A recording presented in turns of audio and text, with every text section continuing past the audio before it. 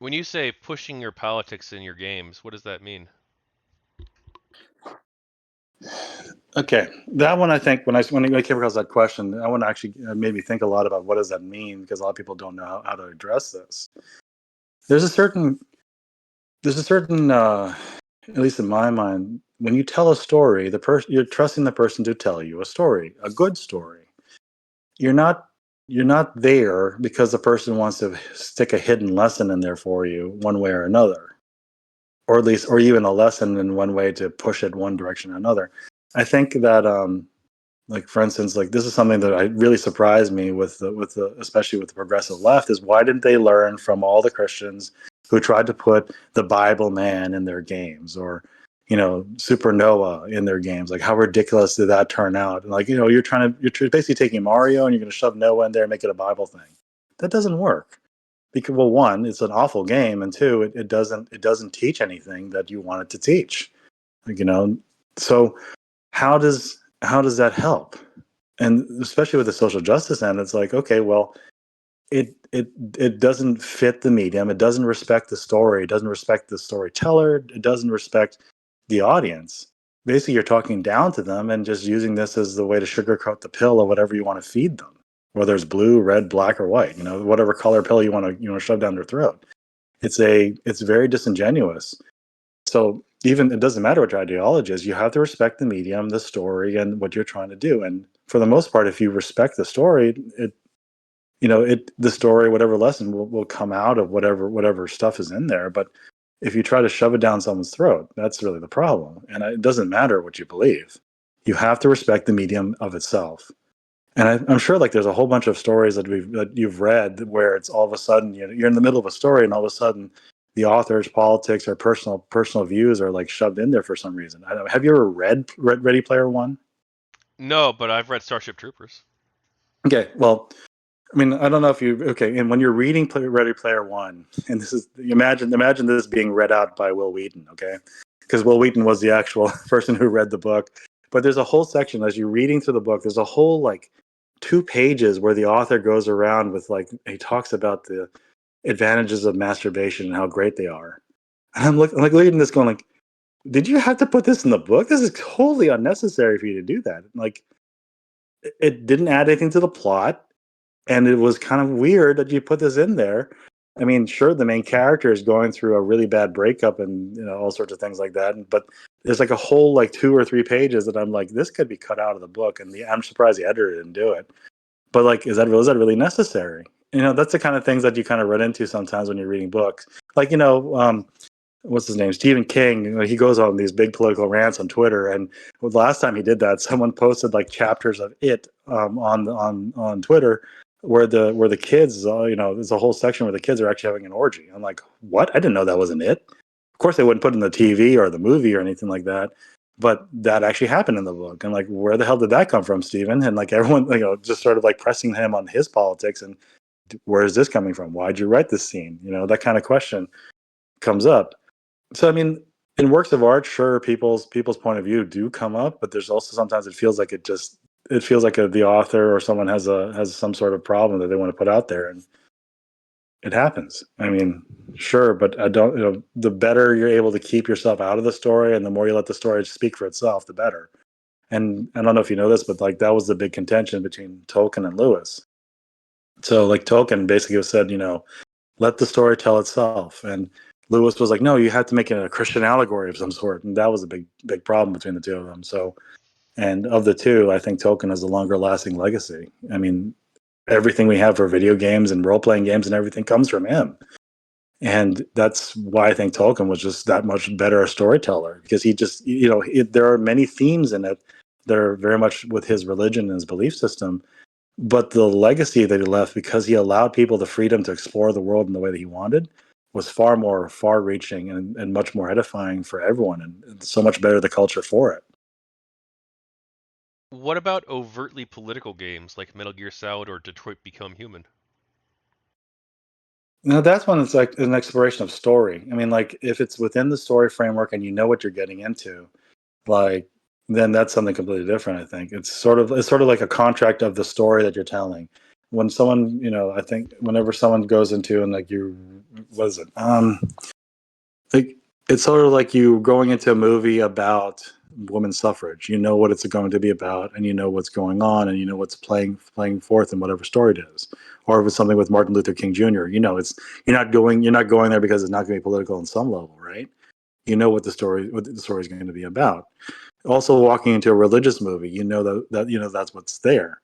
I think the problem is when it's outside the bounds of the story contract that you're making. Like if you want to go to a fantasy world that has nothing to do with our politics and our problems, and you want to escape the world for a while, and someone inserts modern day politics into it, you're basically breaking the contract that you're making with the audience. And that's what people are mostly upset about, is that the storyteller is making a contract with you saying this is what I'm going to do. I'm going to take you on an adventure away from here where you can forget your troubles for a while, and then I'm going to shove this into your face. That's the way it feels.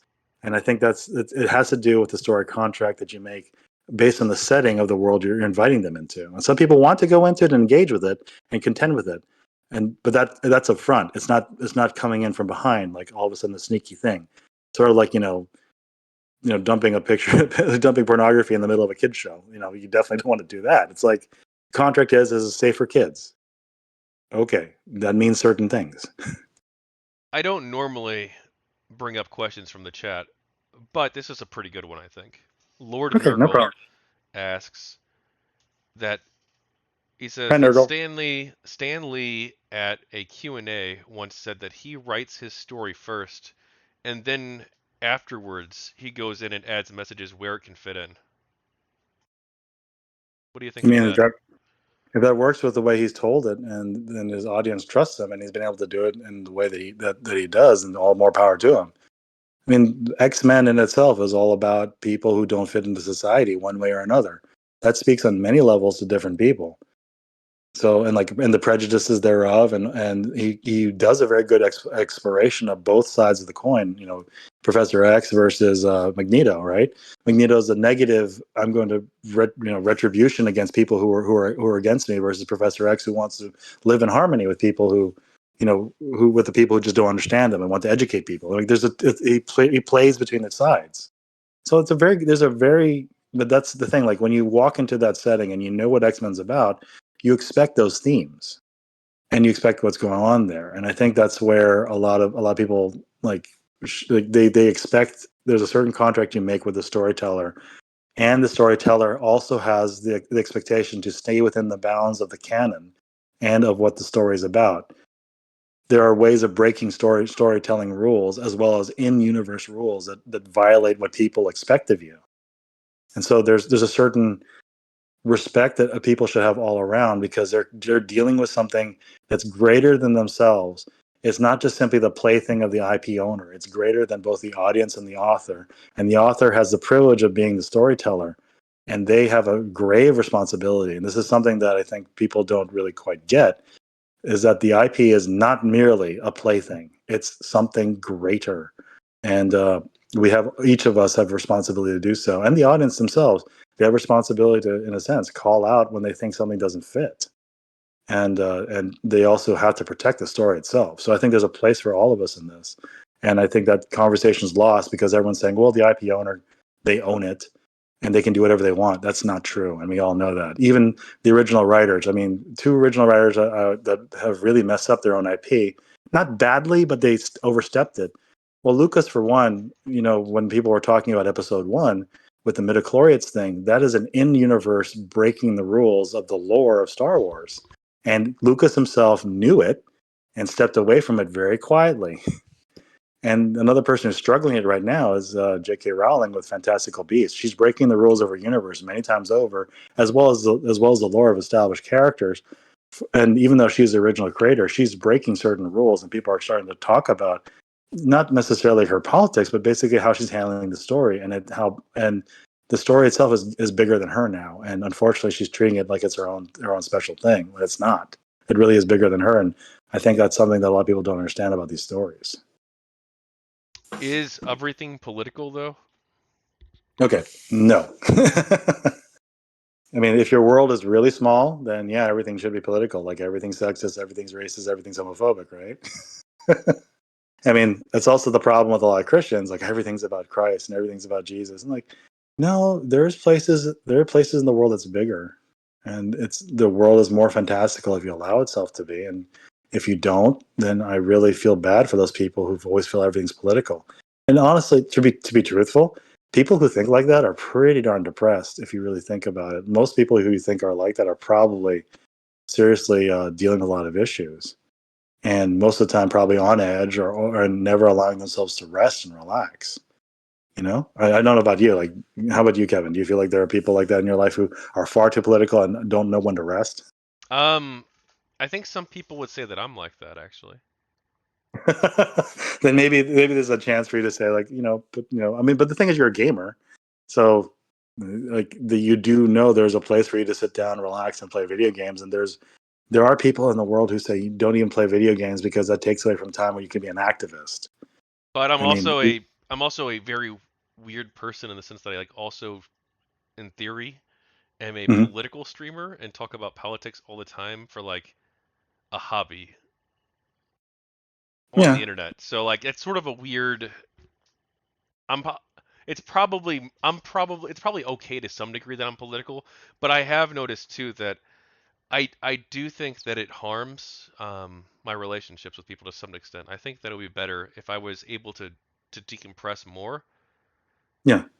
I But mean, like, when can you I imagine someone talking to you about Jesus all the time? It'd probably make you sick of them. no, It's for the same sure. thing.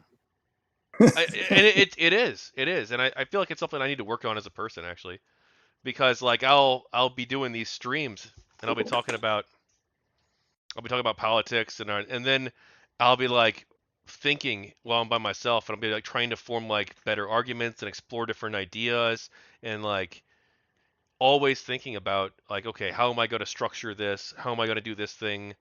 And it's all work with this specific thing, like exploring ideas, building arguments, tearing down arguments, doing research, and then like I go to talk to somebody and sometimes I'm like I'll bring up politics stuff with them, or they'll say something that's political, and I'll jump on that chance to do it. I feel like it's something that I'm better at than I used to be, to a significant degree, but it's still something that I feel like I need to take a break from it sometimes. And maybe Like, maybe doing streams every single day about GamerGate, just to get these interviews knocked out, isn't like the healthiest way to approach that. well, I But hope they at least break you up a little bit of that. I mean, I can imagine just sitting next to someone, looking at them, tapping your feet, and all of a sudden saying, "Have you heard of our Lord and Savior, Vivian James?" you know, you got to, I hope I can at least break it up with a little bit of humor. yeah, but no, I mean, like, I honestly though, I don't want to get stuck on this topic for so long. That's why I'm doing these interviews and trying to rush through them. And I'm doing one, or in a couple cases, I had scheduled at 1.2 on a single day, and these things go for hours. Because like I want to knock it out and I want to get it done, and I don't want this to be something where 3 years from now or even like 1 year from now I'm still stuck on this. I want to get this project finished, and that's going to require a lot of hard work, and I'm not afraid to put the hours in. And this is like the easiest portion of it right here, these conversations. The And hardest part is, the editing the transcripts, which I haven't even started doing yet, and then of course scheduling people because I've learned that it's very difficult to schedule people. mhm. Very difficult because you'll have so many people, and I'm not calling anybody out. You have so many people who, won't reply, or they'll reply and they'll reply like once every 3 days, and it's like, well, I'm trying to, I got an opening at I got an open at 7 p.m. next Wednesday. Does that work for you? And then they don't reply until 2 days later, and then it's like, well, sorry, I already gave that slot to somebody else, and then it's like it's complete disaster to try and schedule stuff with huge numbers of people. I Um, mean, there are only a select number of people who are terminally online, like you and me. yeah, I guess I need to be a bit more. I be a bit more understanding, but it's not that though, because even the people in the streamer space, Yeah. some of them are like, boom, they're professional. These are professional people. They get back to you quickly. They understand what it's like to work in this like they actually have like a passion for it, and like they know how to play the game and they know how to run their shit in a professional manner. And then you got people, especially like people just starting out in the streamer space, but not just them, where it's like, oh, well, maybe I'll do this and I'll reply to you 5 days later. And it's like, and they're like, just, yeah, people just, you can tell people who take their stuff seriously, they make their commitments. They say they're going to be somewhere, they're there. They, they get back to you quickly. And then there's other people who are just like, whatever. And like, they don't take their stuff seriously. And I think that's probably part of that's something I've learned too. Like I don't want to be one of those people who doesn't take their stuff seriously because I also think that those people aren't going to learn and grow in this space. I feel like they're destroying their own careers by having this lazy approach. Well, it depends because some people don't think of this as much of a career. I mean, I'm, True, I'm if it's more than just for happy to talk. fun, and some people do just view it as fun. Yeah, and Like I right mean, I now was I more than do. happy to talk with you. Like So yeah. Like right now I view it as more fun. But anyway, I'm way the fuck off topic, dude. Holy shit. no worries, no worries. It's a conversation, not like a fill in the sheet type thing. Yeah. I All mean, right. it is actually, but at the same time, it should be a conversation.